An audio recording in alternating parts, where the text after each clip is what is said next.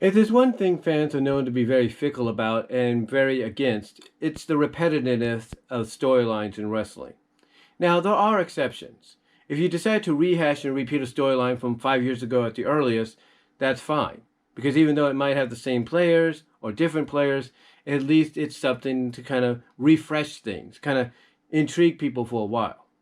But if you decide to rehash a storyline from 2 decades ago or a decade ago, that's more accepted by fans because because of the fact that you will have a whole new generation of fans to present that storyline with a whole new set of players to play the roles of the original cast of characters. But when you decide to rehash a storyline from 2 years prior, if not a year prior, then that's another thing, because within that time frame, you don't have a changing of the guard when it comes to fans. It's pretty much the same fans. It's pretty much the same generation of fans as 2 years, 1 year prior. Now, I bring this all up because of the fact that one of the storylines that's going on right now in WWE, on SmackDown of all things, is Sasha and Carmella. Now, I bring this up because is it me, or does it not seem very familiar that we're going down the same path we did 2 years ago with Carmella? The only difference is she has a new look, a new elaborate entrance, she has this untouchable gimmick going for her, and she has a wine servant, basically her equivalent, her 2020 equivalent, I should say, of James Ellsworth.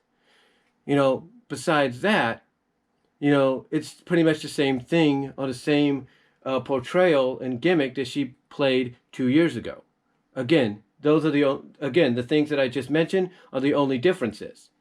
And on the opposing side, the only thing that's changed is the component there, is the players there, the characters there. And in this case, it's Sasha instead of Charlotte and Becky. Now, you might ask, well, why am I saying this? Why am I pointing this out? Because, again, in my opinion, it seems very similar. I mean, I went back and watched the video clip, and I'll provide the video link at the end of this video to it, courtesy of WWE. And this is from August 2018, right before SummerSlam, where you had this in-ring confrontation between Charlotte, Becky, and Carmella, and Charlotte called Carmella out for the one thing that all of us wrestling fans and those inside the business called her out for prior. And that is she is a diva holding a women's wrestling championship when that's not supposed to happen. And basically, Carmella, in response to this, to Charlotte, acknowledged, accepted, and said she was proud of the fact that she was a diva. So the question is, why repeat? Again, you might change things up a little bit, but why repeat? And in my opinion, I think it's because there are some people behind the scenes, like a Vince McMahon, a Kevin Dunn, a Bruce Pritchard, what have you, that still have an inkling for the Divas division. Like they want to try to keep this Divas division alive and well. And they are doing whatever they can to make that so. Even if it's taking someone like Carmella and putting her in this role that she's been in before. I mean, when you look at the likes of Billie Kay and Peyton Royce, the Iconics, people pretty much accuse them of being a diva tag team in a women's tag team division. And that's kind of true, except out of the two, Peyton Royce is the more athletically gifted of the team. Not saying Billie Kay can't be good, because she has proven at times that she can be. But the point is, there are a few exceptions here and there where women are put in these positions to where, yes, they're meant to get heat, but it's almost going to be the kind of heat that's like, get off my TV X-Pac heat that you don't want them to have. And pretty much that's what that's the kind of heat, I should say, that Carmella had 2 years ago, and it looks like they're trying to get her again. That kind of get off my TV X-Pac heat because you're a diva, you're everything that women's wrestling is against nowadays, is being pushed to the top and being pushed into our faces when we don't want it. It's very similar in a sense to a storyline that's going on in Ring of Honor with the Allure, Mandy Leon and Angelina Love. Pretty much everybody in Ring of Honor hates or disdains the Allure because they're pretty much everything that women's wrestling in Ring of Honor is against. It's not about. And when you look at Carmella, she's kind of in that same category. And again, it's just basically something that was done 2 years prior. The point is, WWE needs to not repeat themselves, because if not already, then sooner than later, if they keep dragging this on, even after TLC and into Rumble and Elimination Chamber, fans are going to start noticing the similarity to the storyline and gimmick of 2 years ago when it comes to Carmella and how things are playing out. Now, if it's a one-time deal, that's fine.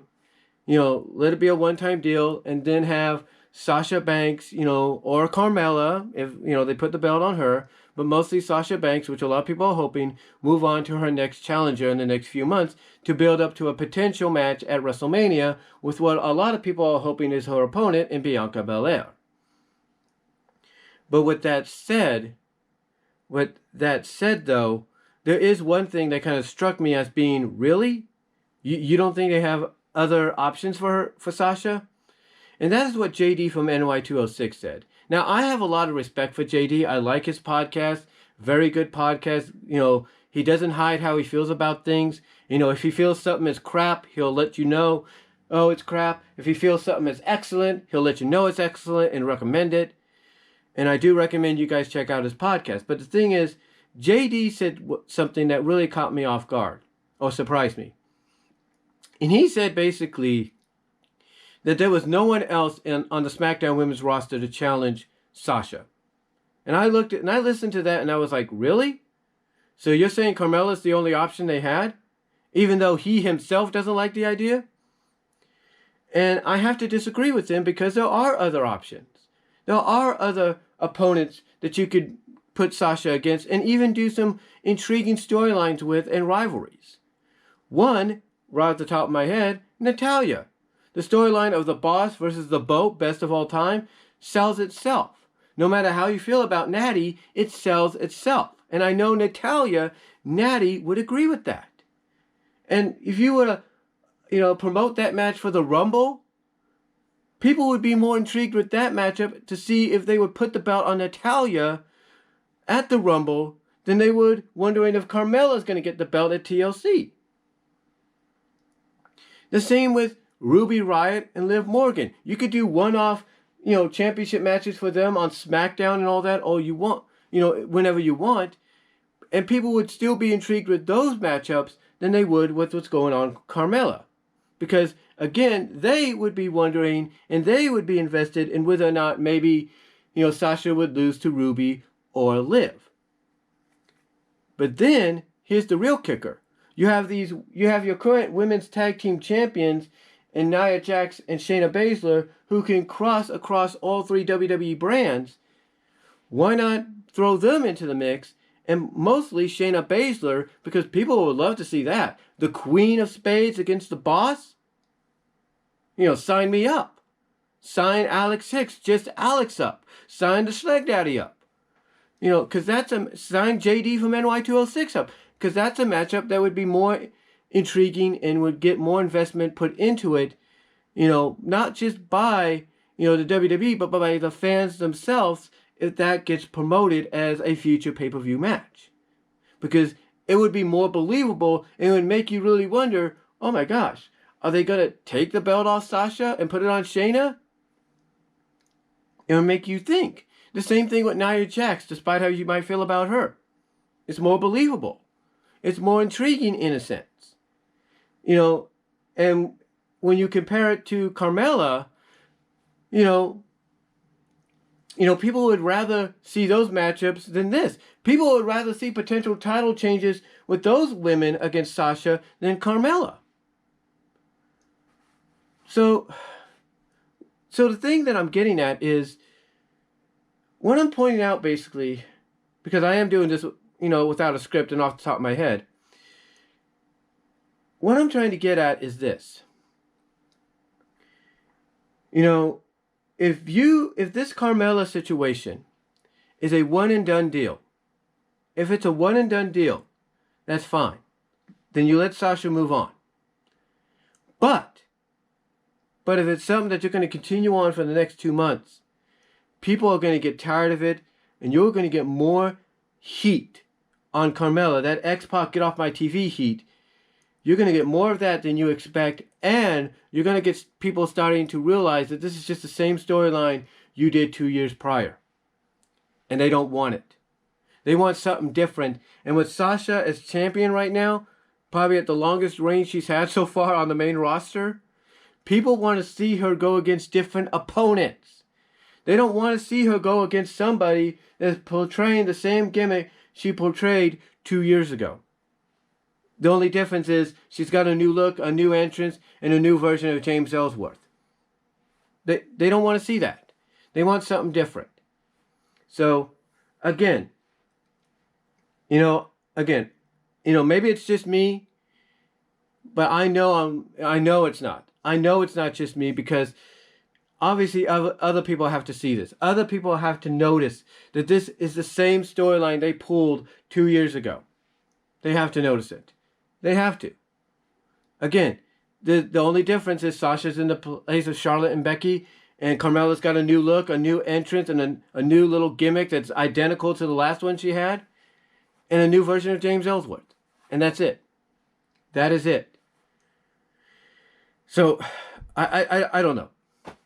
I don't know. I mean, again, JD, for him to come out and say there's no other choices, when I hear someone like him say that, it definitely feels like he just has lost all interest and all investment in the women's division of SmackDown, if not WWE, if this is the best you can do for one of your top women's champions in your company. Because it just does not make sense. And hopefully it is a one and done deal, and maybe this Carmella untouchable gimmick turns into a comedy. Maybe she says she's untouchable and the exact opposite happens. We'll have to see. But again, it's just the same storyline they did prior. It's just the same storyline they did in the past. They know it. I know it. Everybody watching this knows it. It's the same thing. And hopefully it is one and done, because if they continue this on for the next few months, I would not want to be WWE. And again, like I said, if you want to bring back the Divas division, if you are so determined to bring back the Divas division in some shape or form, then resurrect the Divas title. Resurrect it, make it the women's equivalent of the Intercontinental or U.S. Championship, and put the stipulation that the only way it's defended is between Divas only, and perhaps certain matches, but mostly like Diva-like contest. And there you go. You have your Divas division back. Except the only difference is it's the women's version of the Intercontinental or U.S. title. That's it.